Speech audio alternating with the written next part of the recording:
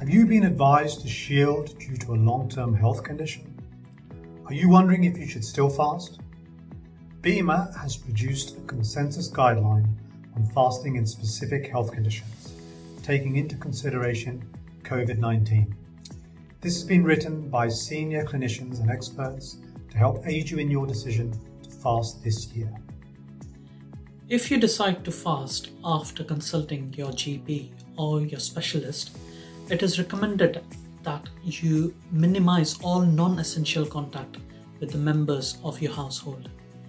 If you are classified as vulnerable or have any long-term health conditions, you can take a few steps such as eat your suhoor and iftar in separate rooms, keep a 2-meter gap or 3 steps gap from other members of your household, sleep in different rooms if possible, and for your shopping or your prescriptions, ask your family members or your friends to do it for you. If they can't, then you can register for support to get help with these deliveries by clicking on the link in the description below. But don't forget, you can still keep in touch with others using technology.